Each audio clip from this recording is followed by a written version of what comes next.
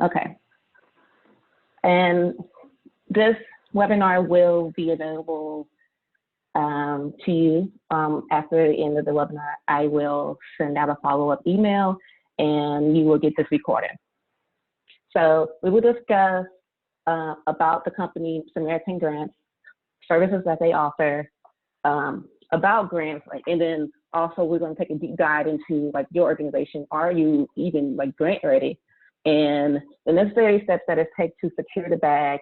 And we're going to dissect the different parts of the grant. And also, you know, not all grants get funded. So why was the bag fumbled? And I'm going to leave some time for questions at the end. So this is about me. So I was born in Tulsa, Oklahoma. I was raised in Dallas, Texas. I attended the University of North Texas, where I had my political science degree. I swear I was going to go to law school, and I got in, swear I was going to do politics too. That didn't work out. And I realized like I want to help people. And after working in that field, I was like, no. So I went back to UNT and got my NTA in nonprofit management. And that's where I took courses on fundraising and how to manage public organizations. I also did AmeriCorps Vista, and my track record of grants, I raised over 2 million grants in my career, $2 million in grants.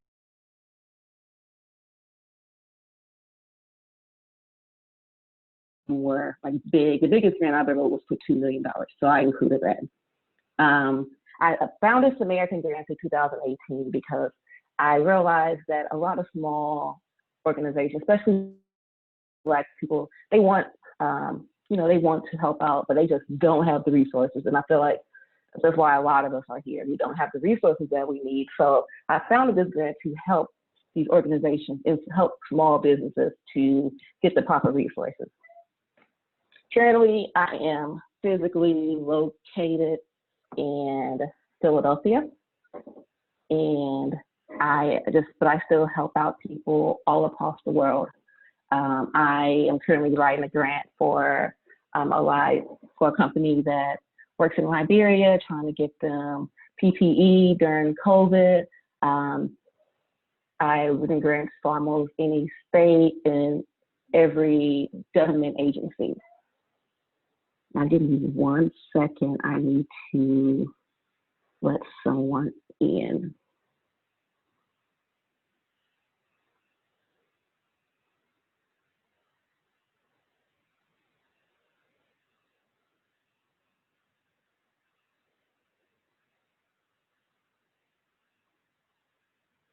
Okay.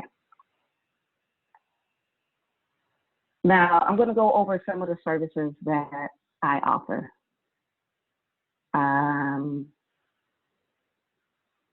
So I do grant consultation and readiness.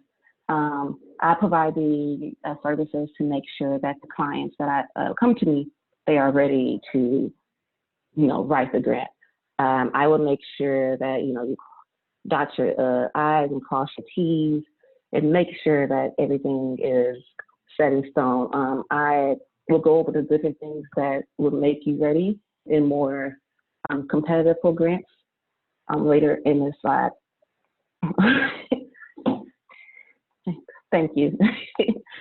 I also provide grant prospect research.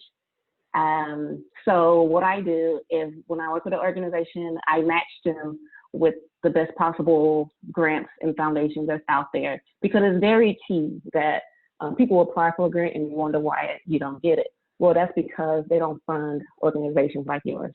So if a mission of a foundation is animals and you're here to help children, that's not going to be a good thing, and that's not going to match. I also, obviously, I do the grant writing for the organization. Grant writing is very technical. It's not sexy. I ain't gonna lie, it's not fun, but it's very particular. And so that's why you have me here, to go over the different parts of the grant, to write it. And then you maybe already have written a grant before, or you have one. I can just review it and make sure that it looks good and you can apply and be very competitive. And obviously, I offer grant writing training, which is what we're doing now.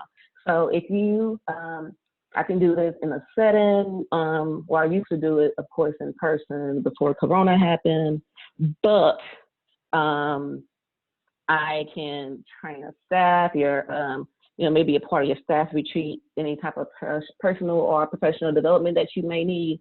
I can always offer these types of training. And it's not only on grants. It can also be on how to build your budget, for a grant, your project description, even building out a project. Say you have a vision, you don't know how to execute it. That is something I can provide training on. So if you're interested in something like that, feel free to reach out to me and I can definitely put something together for you. Okay, so let's get into it. So is grants free money? And I'm sure I can say nah.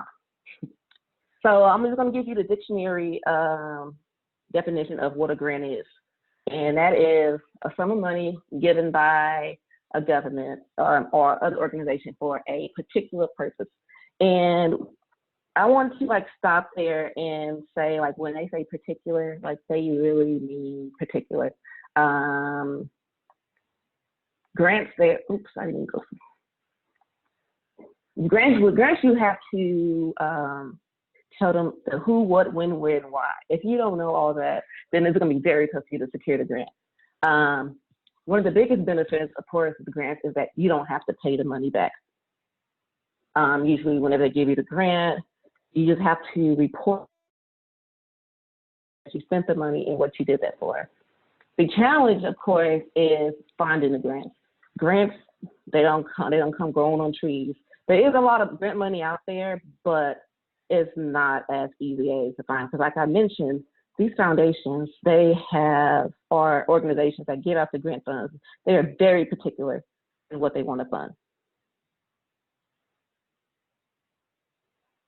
Okay, so here are some major requirements before applying for your first grant.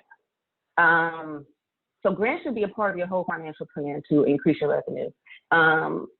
It's suggested that grants should be less than 25% of your income. So what does that mean? Where would the rest of your income come, especially if you're a nonprofit? If you're a nonprofit, then you should rely on other things like maybe your donations. What does your donor database look like? Do you have active donors or volunteers that help you out from day to day? The reason I say the grants should not be a part of your whole financial plan because they're not consistent. They will, 1 year you can get a grant for something, and then the next year the foundation will be like, no, we decided to, change our focus, change our priorities. Or a lot of foundations have rules where if you get a grant, you can't apply for 3 years. So that's something you should think about before you apply for a grant. Without this money, what can I do? And another thing, especially for business, is have you considered a loan? Loans can be, not all loans are bad. There are some loans, of course, they have a high interest rate and they prey on small businesses, but there are other options and it can be a service I can provide too if you need help, not only getting a grant, but also you can get a loan. And also, are you still in the startup phase? It is suggested that you have at least a year of operation before you apply for the grant because you can't say how you're going to spend the money or how do you know you're going to do this if you've never done it before. So these are just some general rules of thumb before you go and apply for your very first grant. Do y'all have any questions before I go on to the next slide? Let me know if I'm going too fast. No questions. Okay. No If questions. not, all right, I will go into the next one. All right. Grant readiness.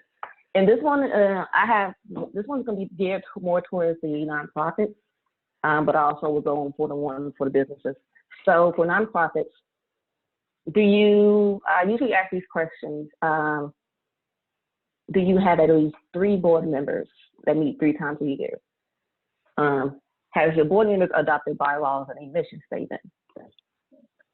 Do your organization have an organizational budget? Have you obtained your letter of determination, basically your 501c3 status? Do you have that? So that is key. A lot of organizations won't give to you if you don't have this status. Do you have an active volunteer program? Volunteer program, it just shows that there are people that's committed to your cause and they do it just for the love of it.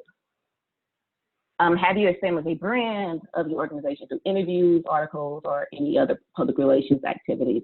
With that being said, just what would show up whenever people Google your organization? Like, does the event show up? Have you had any press release? And also how your website looks. A lot of those is good indicators that this is a good nonprofit and it will help out the strength of your grant. And you may not think they may not have much to do with the grant, but your funders, they look at all this information. Also, do you have any unaudited or audited financial statements? You just want to show that you're reliable with your money and you're being held accountable. Now, for small businesses, so do you qualify as a small business under the Small Business Administration guidelines? So don't quote me on this amount, but to be qualified as a small business, you have to make under, well, you have to be less than like 6 employees and you make under, I'm not gonna say the amount. It's a threshold of how much your business can make and then you're under 6 employees. Have you operated your business for over 1 year? Same with the nonprofit. You want to show that you're, not too new to the industry. You can successfully run your business without the grant. And so the grant is just like gravy on top of the meal. Do you have employees on your payroll? Because if you want to use the loan money grant money for payroll reasons too, you have to prove that. And do you have your entity docs, including like your DBA or proof of ownership? These are really important, especially whenever you're looking for grant funds.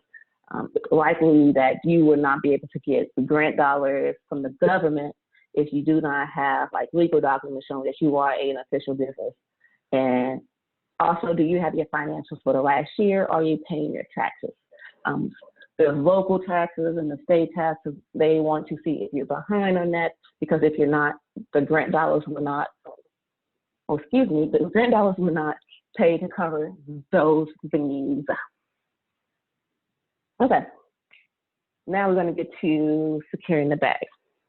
Steps to winning grants, what you must know and what you must say to win funding.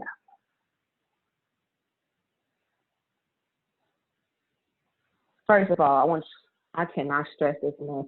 Research.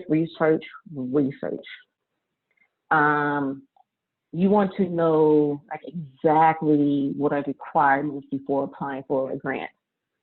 To save your time, like I mentioned, if this organization say you must serve kids, but you serve the elderly, don't even apply. This grant says you must have an operation budget of at least $500,000, but you're under 50,000. Don't do it. Don't even waste your time.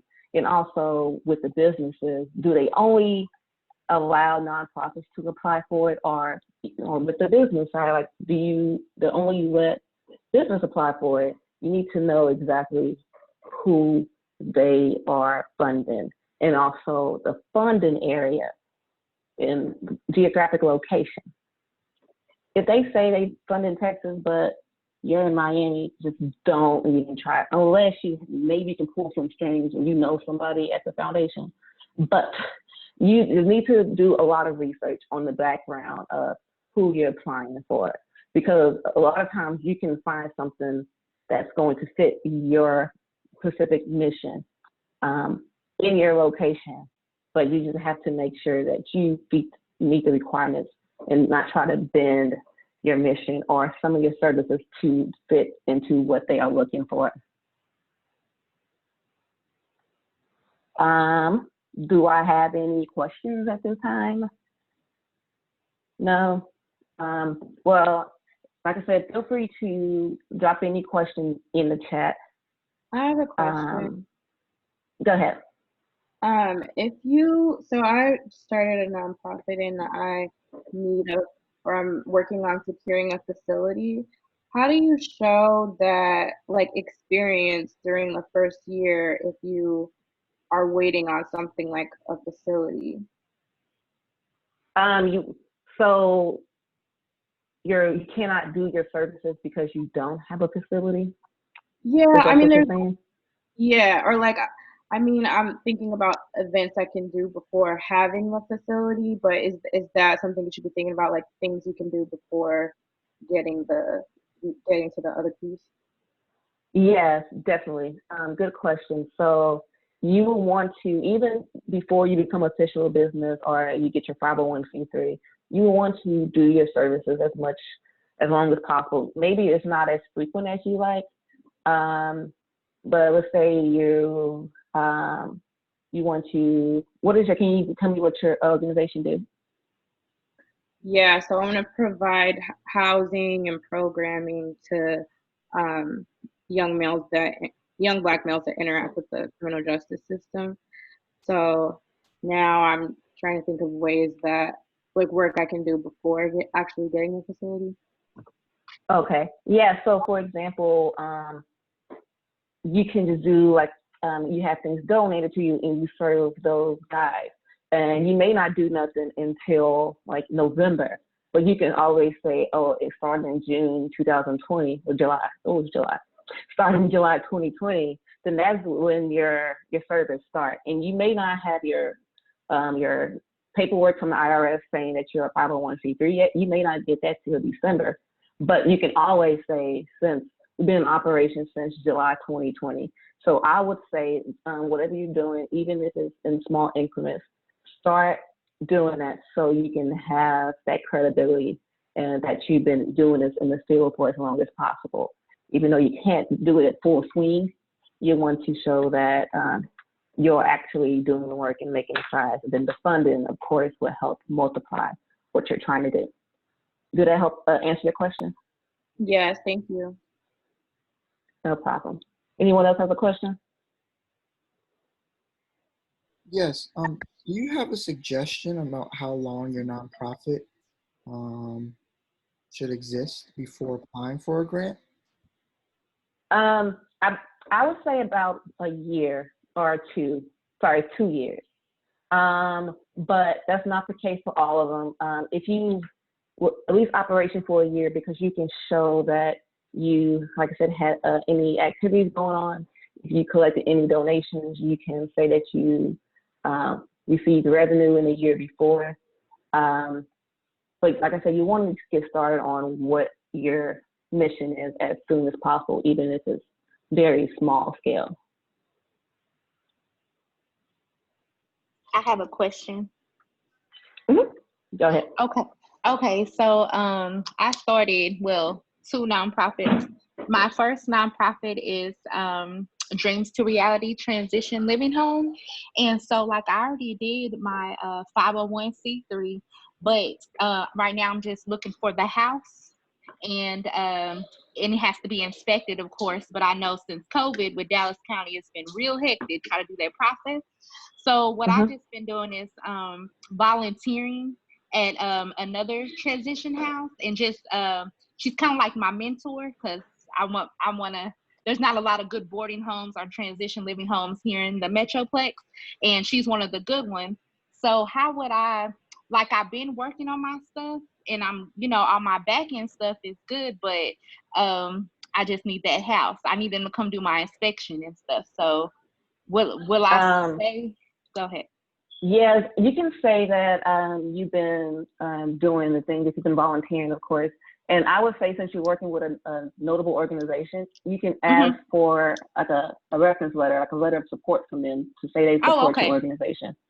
Oh, okay. Well, then that answered my other question for my second nonprofit. Thank you. Okay, all right.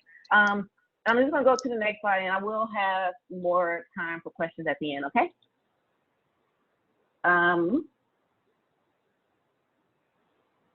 So we're going to get to where to find the grant. the $1 million question. So business grants. Most of the business grants you'll find will most likely come from government or other businesses.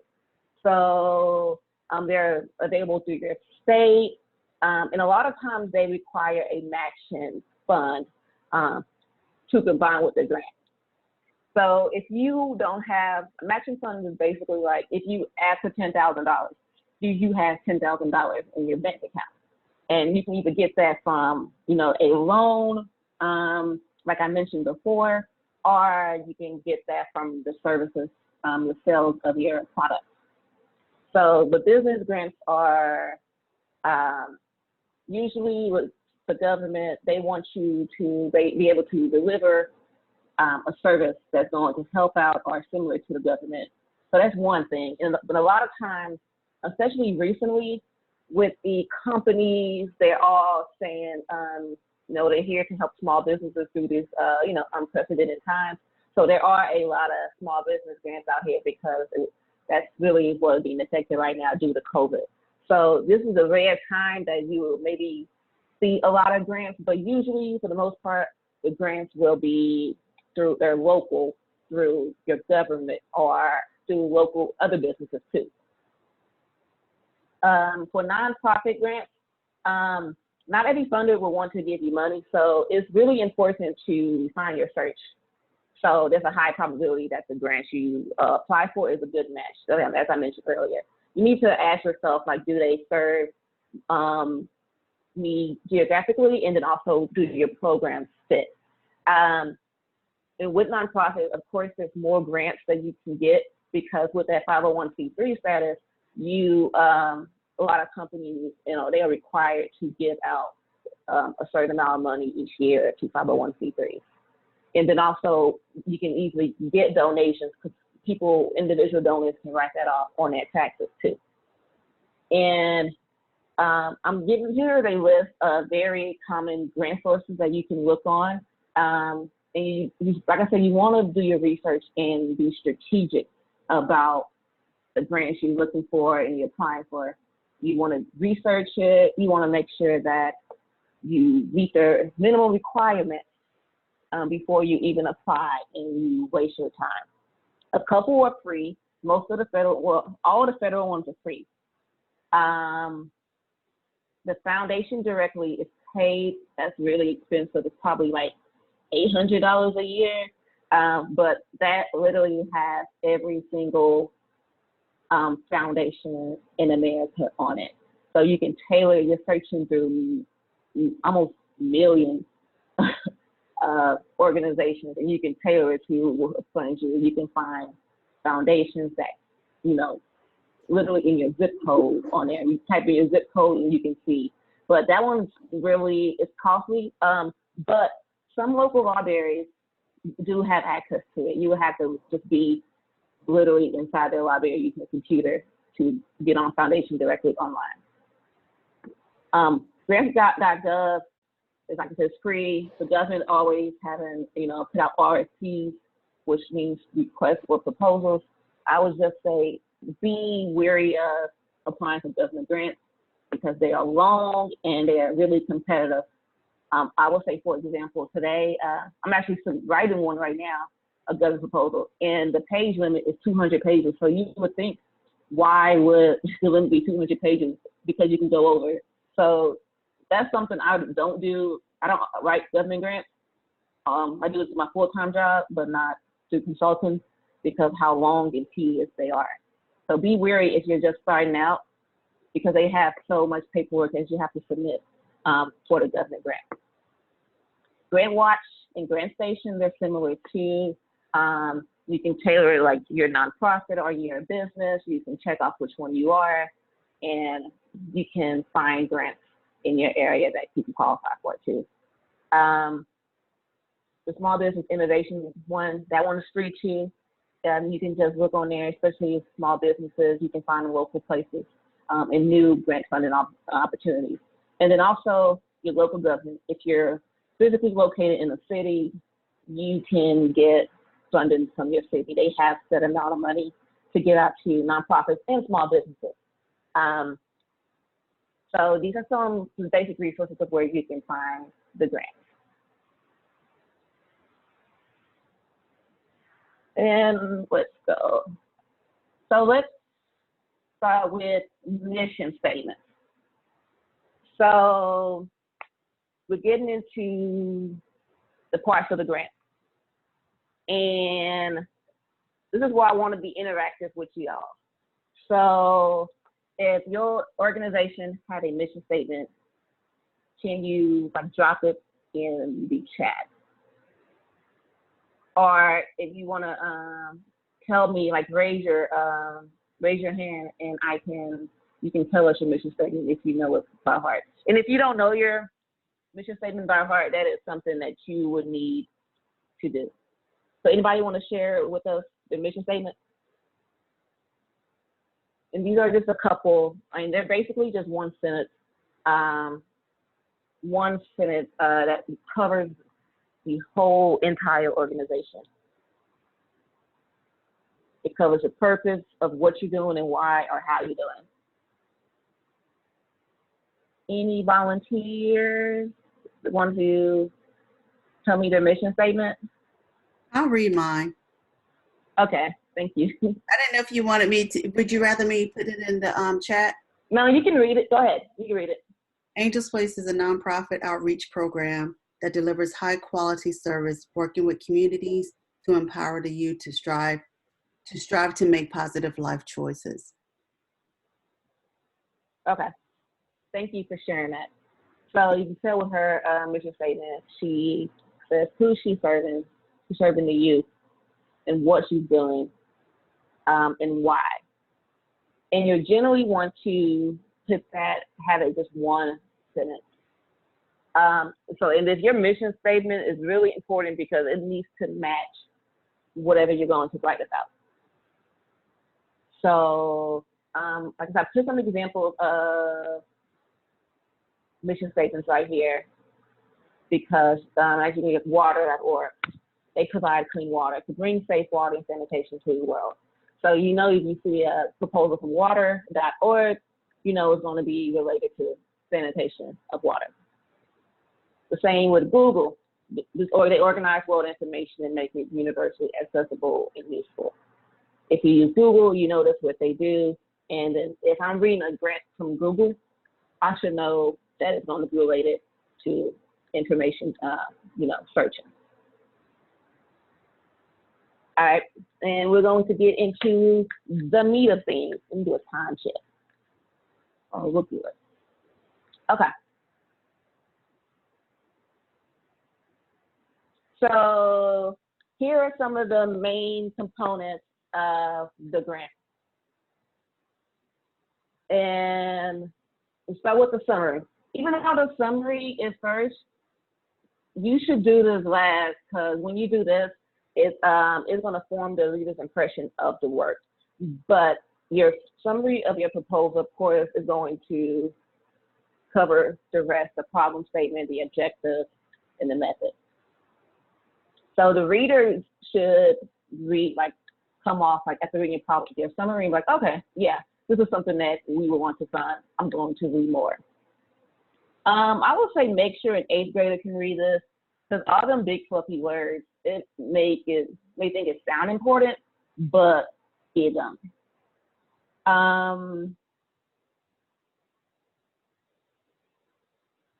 Let's see. And it should summarize the work and the objectives and the procedures and the impact of the work. Your summary should also include your mission statement too.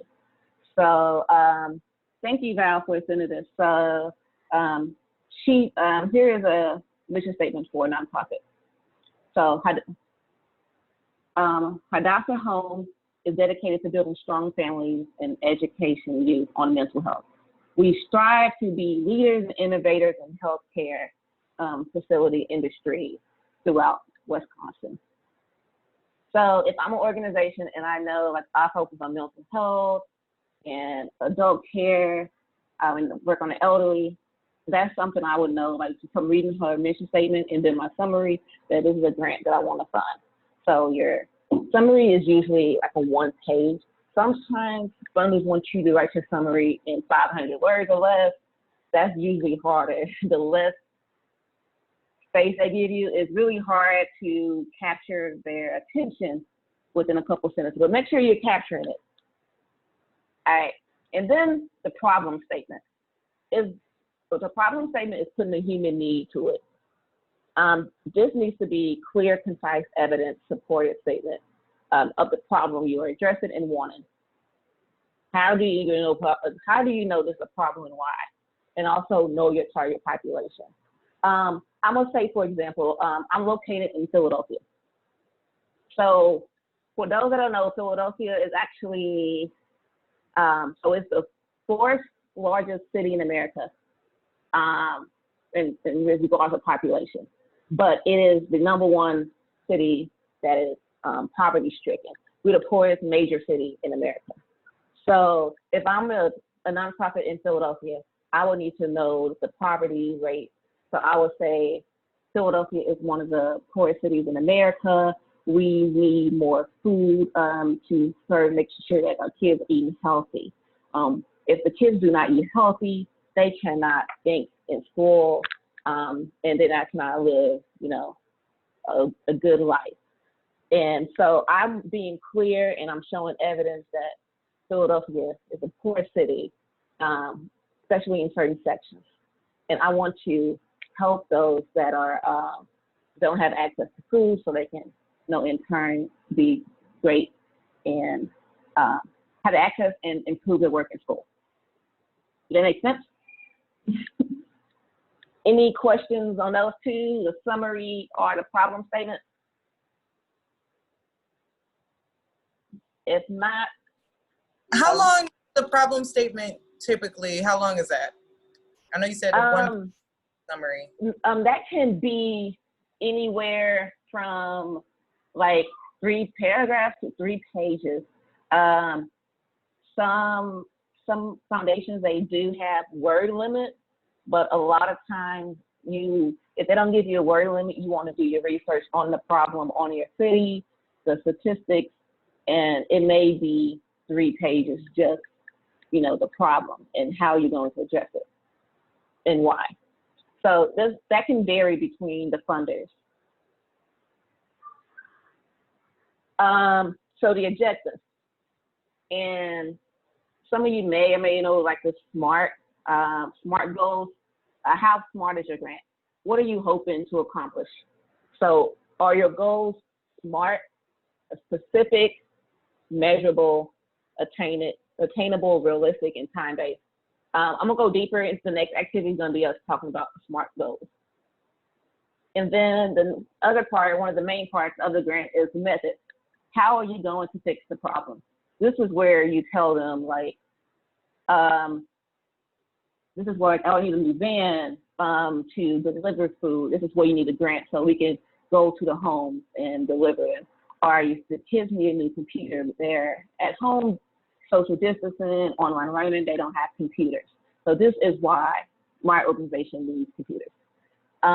This may feel repetitive in this section because you kind of been talking about what you need to do in the whole grant, but you just need to make sure that you address it in this section too. So any questions before I move on?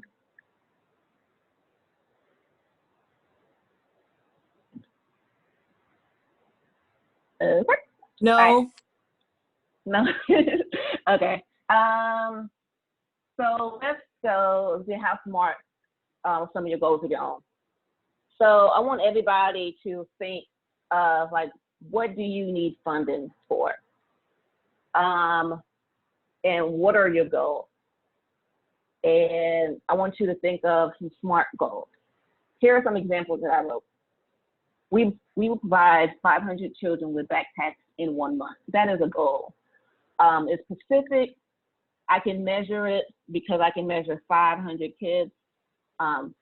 It may not be attainable. That's one thing you have to think about. Like, realistically, can I give 500 kids backpacks in a month?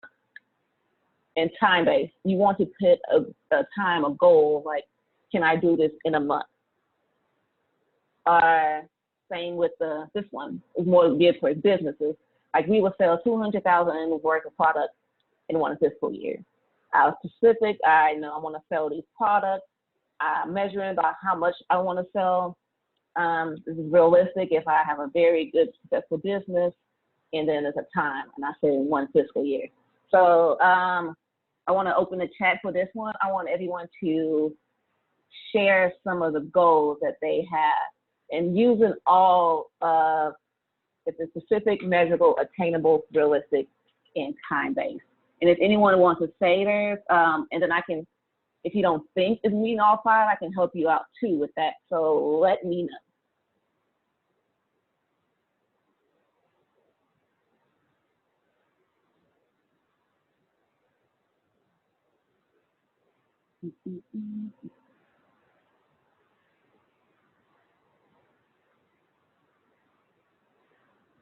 Anyone want to share those, say theirs out loud? Or if you don't think you have any goals, can you tell me something? Okay, we have one. We will provide 1,000 meals to homeless people in the city of Orlando, Florida in 2 months. That is a very good one. Because it's specific with you said you want to serve the meals. You can measure, you can count how many meals you can serve. It can be realistic. If you have the right, the volunteers, you have the right equipment, and time-based. So this is a good one.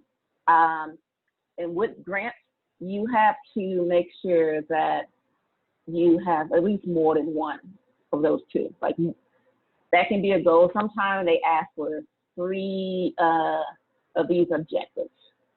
So it can be, so another objective can be, we will reach out to 10,000 people in a month. We will recruit 500 volunteers, and then we will distribute 100 meals. There has to be more than one type of objective or goal within the grant. We will provide. Oh, these are great. Yep, this one's the same.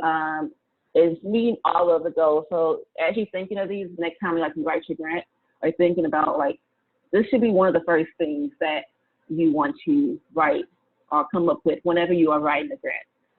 Think of the SMART goals, and then if it's in alignment with whatever the foundation is, asking for. And when you have this realistic goal, you can tie it into how much they're asking, and then you price it out. Let's say, for example, 50. They want to provide after-school instruction to 50 middle school students, and they're requesting a grant for $50,000. So it's going to take about $1,000 per child to distribute and have that information. So these are great. Thank you to all those participating. Do anybody have any questions before go on to the next one?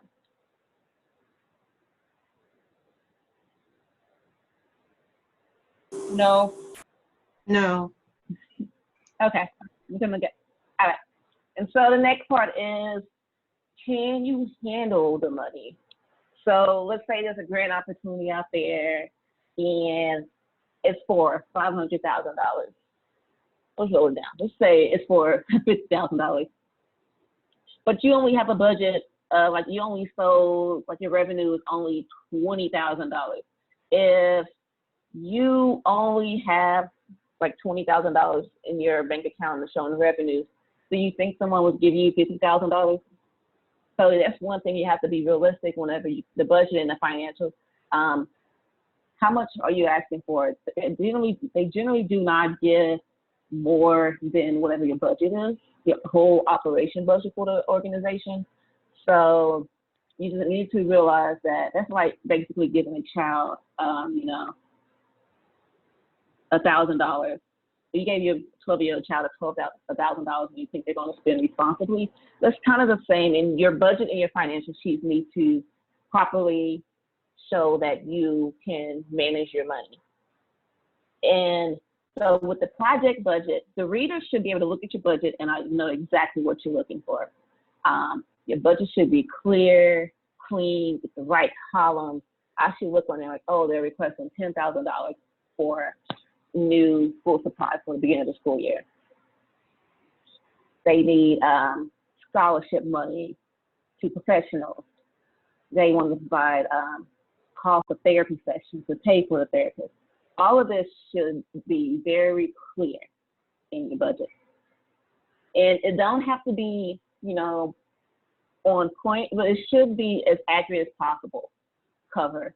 So if you're going to estimate that it costs about $1,000 per laptop, but it may be like $1,050. I mean, that's okay if go over under, but you want to be as close as possible estimated. And then your budget, like I said, must be clean and clear, easy to read. Some people don't like budgeting and they have, you know, consulting do it, that's fine. But you just want to make sure it's super easy to read. One thing with the financials, do you track your financials? I know a lot of small businesses, they do everything, like they get money, like they sell something and they give the Cash App. Are you tracking your Cash App? Do you use QuickBooks? How does your accounting and bookkeeping skills look like? Because you need to prove that you're getting the revenue in, that this is not your only source of money. So any other type of income needs to be properly tracked so that they know that you can manage money well and you can be held responsible with your financials. So it's a question of, do you track it and how? Spreadsheets are okay, but recordings, they can get super complicated, but spreadsheets are better than nothing. So you want to make sure that you're tracking everything that you're buying, even if you're using out-of-pocket money. If you're a nonprofit and you're funding your own nonprofit, make sure you're writing that down. You are yourself as a donor. So you think you don't have donors, but you're paying things out of pocket. You need to write that down. Write down everything, savings fees. And then you can use that to write off and put that on your budget sheet. Do you know if you're required to have an audit financial statements?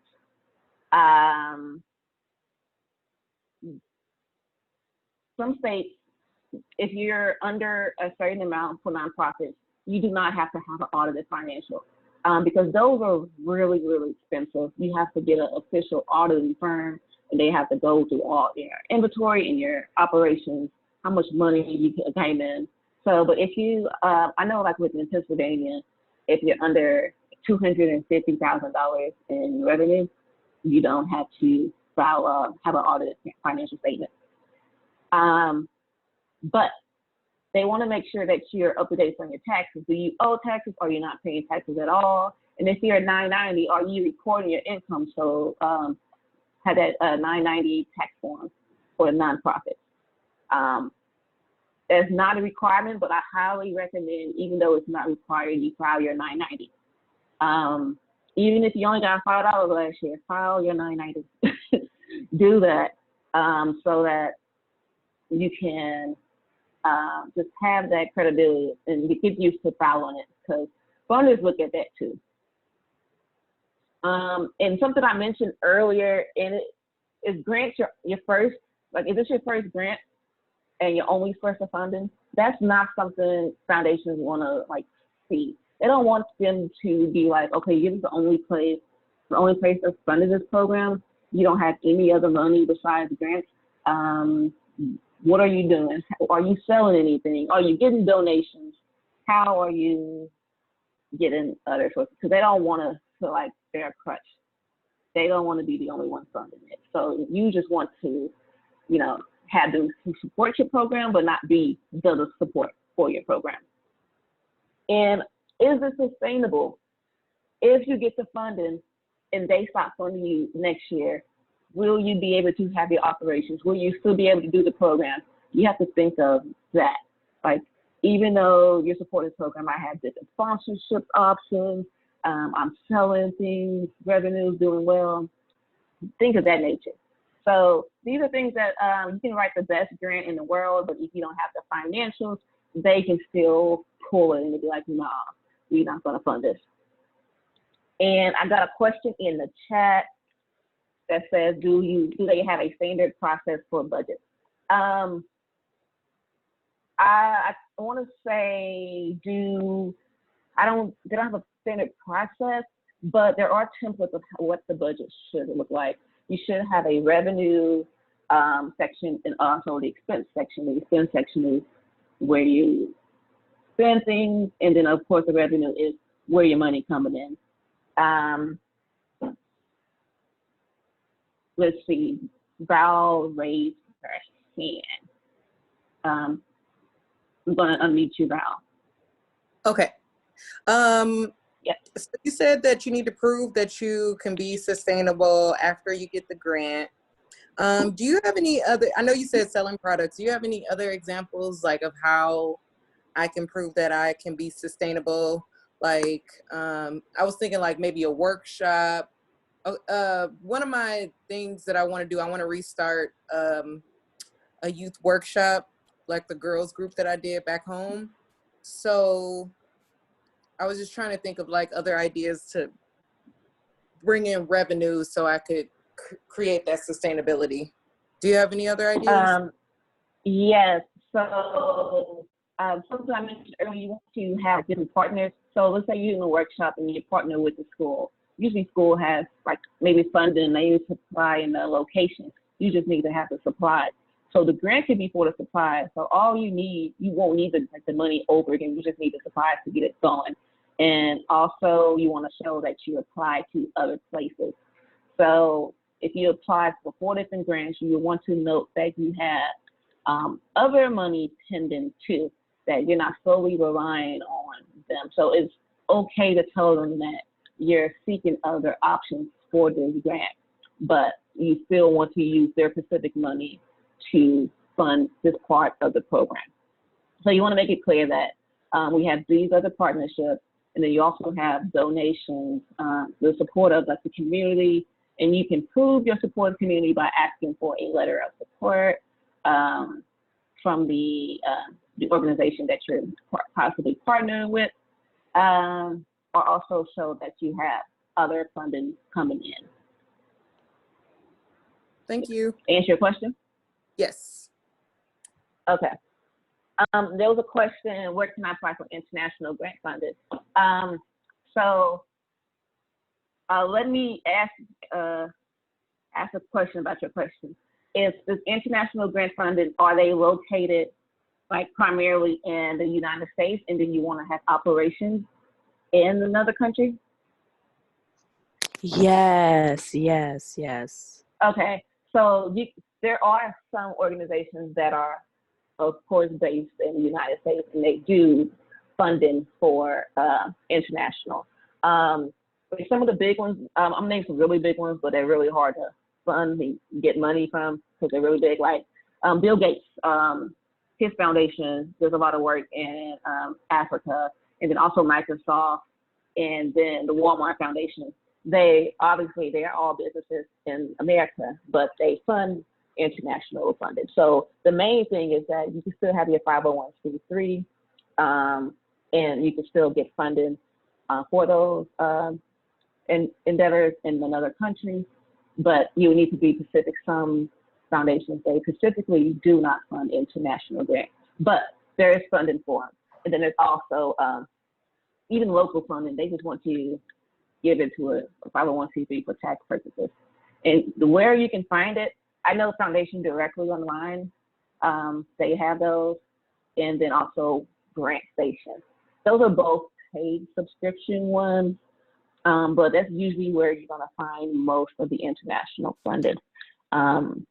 But like I mentioned, you can access those foundations if your library is open. Of course, I know with COVID, most libraries are not open, but that's 2 of the websites where you can find international grant funding.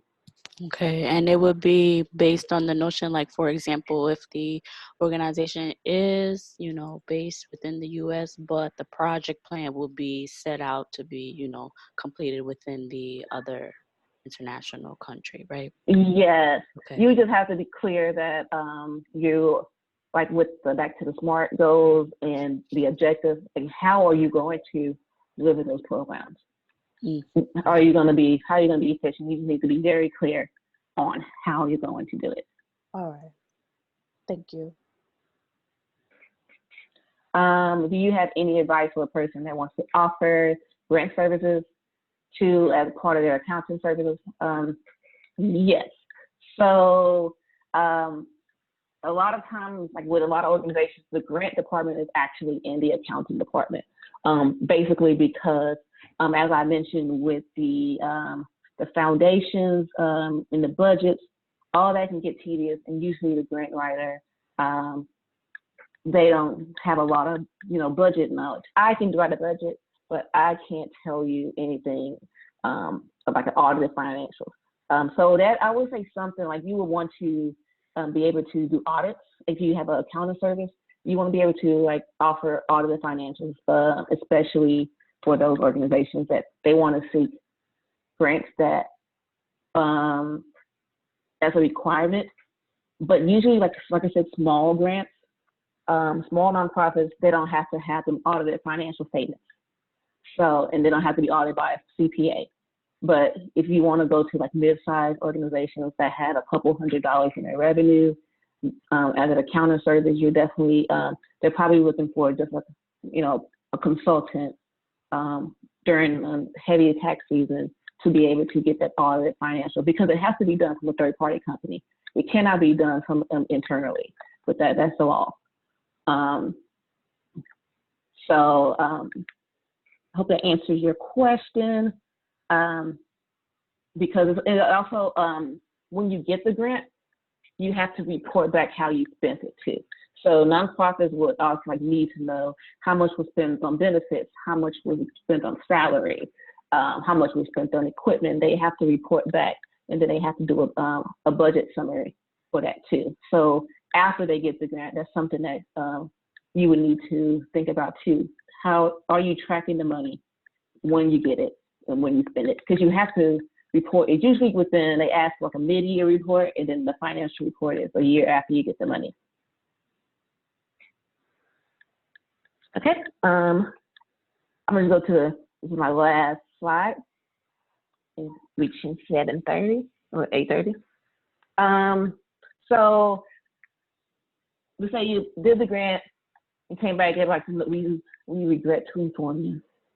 So why, like, your grant did not get funded? Did you fumble the bag? Maybe. Like I said, you didn't follow directions. They specifically told you to do something in the application and you did not follow it. The funder don't fund your needs. Don't go to, if you're serving children, okay, don't go to an organization that serves animals. And you're not clear on what you're asking for. Be clear. That's why with the SMART goals, that is probably as clear as day as you're going to get, saying that I want to serve 100 people after school program in a month. That is, be clear. You just can't be writing. And then poorly written applications, there versus there. You can, some people that read these applications, they be petty, they see one grammar, something out of place. Like, nah, they go off, because they have so many applications, so they see one thing wrong with it, and they will throw their whole application out. Another thing is they may be too new and not have a lot of track history.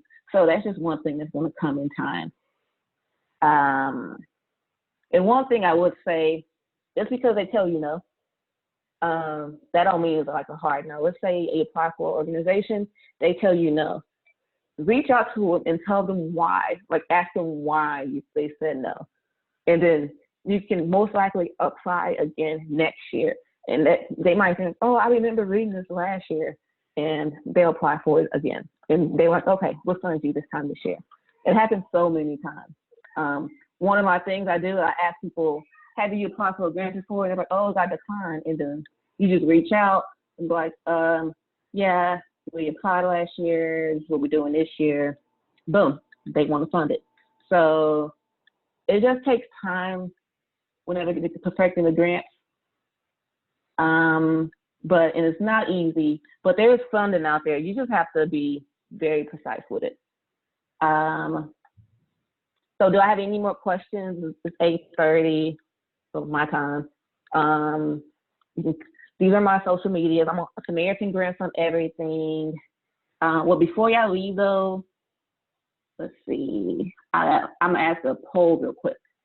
I want to get just a like are you a nonprofit, or are you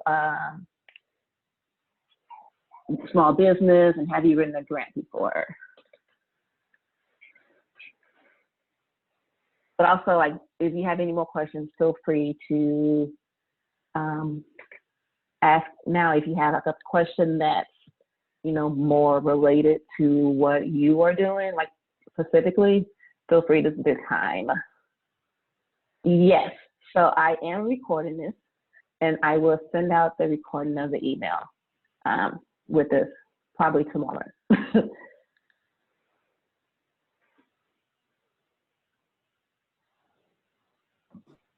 I don't have any questions, but I really thought this was very informative, because I have applied for a grant before and it got turned down. And some of the points that you brought up really made me reflect. So I thought this course was really, really helpful, especially like trying to go about doing it again. Oh, thank you. That means a lot. Thank you. Because I figure I want to help as many people as possible. I can't write everybody grant, but I just want to get the knowledge that's out there. So thank you for coming too. I really do appreciate it.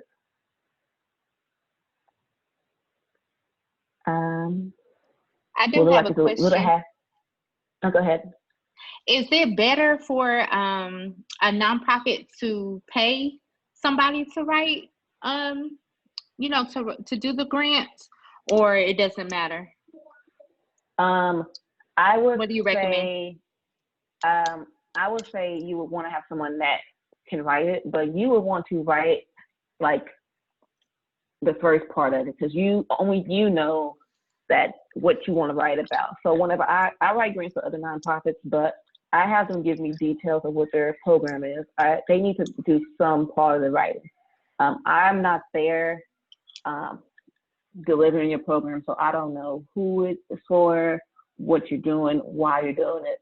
So if you want to like go for a grant, and you can kind of like start that out, and then have someone look at it, and then they'll tell you what you're missing. And that's something that I can do. We'll slight plug. Okay, thank you. You're welcome.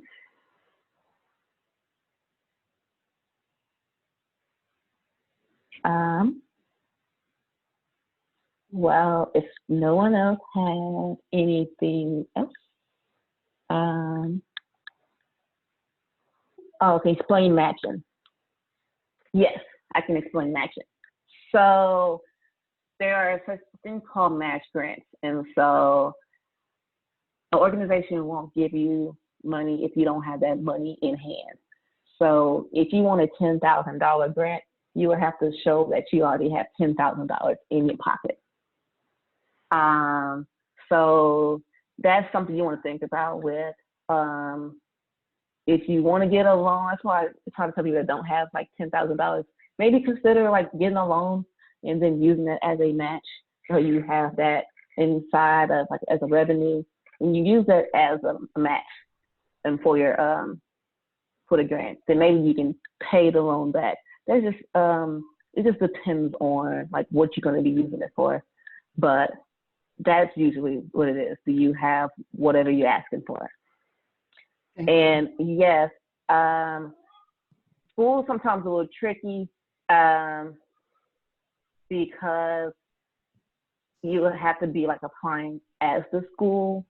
Sometimes you can apply, like teachers can apply for grants for their classrooms, but you have to apply like as the school. You have to have like the EIN number of the schools. But there are a lot of grants. I can do grants for schools, but it just depends on like who will be the actual applicant.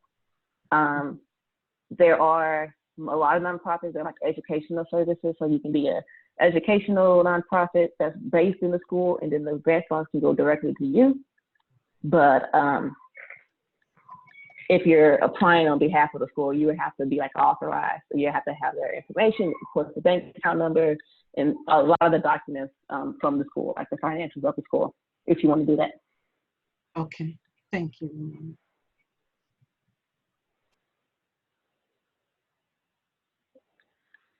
And thank you. And there's a lot of no's that they have never written a grant before. let's see. What are some of the major differences you have noticed when applying as far as small business versus nonprofit as far as process? So I would say, I'm gonna start with when you're applying for a grant that's from a corporation in your business. Those are actually, applications are easier than nonprofit ones. I would say that for sure.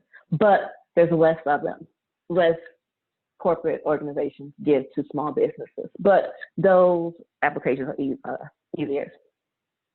But they're about the same whenever you're applying for a government agency. They usually ask for the same types of documents, same types of information if you're a small business applying for a government grant, because they're asked for there's a lot of heavy lifting. But I just noticed that when applying for a nonprofit, there's more obstacles because, of course, businesses have to pay taxes too, and so they give money to nonprofits for basically a tax credit. But with small businesses, it's not a requirement. They kind of just doing it as a social and corporate responsibility. So they don't require as much information. They just really want to know different financials and what you need the money for. They can give you the grant. It's just the nonprofit part. It involves a lot of the federal restrictions and protocols with that. So a good way of tracking the grant. You can go back to the deliverables that we were talking about, the SMART goals. So let's say one of them was we want to have 100 kids in the after school program. And so you want to break that down like quarterly, like at the end of every quarter after you get the grant. Did you hit 25? And then maybe you need to change up how you're reaching kids into the next quarter. And like, okay, we're not close to 50 at all. So you maybe break it up into quarters of what you say your goals are going to be. And that's how you can track that. Is that what you're asking? Or like ways of tracking down the grant, like finding it? I hope I answered that right. Okay. Yeah, and it's okay if you don't hit those goals. Some foundations, they understand, especially now with the way the climate is, of course, with the social distancing and stay-at-home orders in some states still, it's hard to reach those goals. And they want to know I can do a whole seminar on reporting and what you say, like how to engage with foundations or those that you write to, but it's okay to like not hit those goals, and you say why, what are some challenges, and just be transparent with them. They like hearing like some of the challenges because you may not be the only one that's having that same challenge. So maybe they can, use their network of nonprofits and maybe come up with some solutions of why you're not reaching those goals.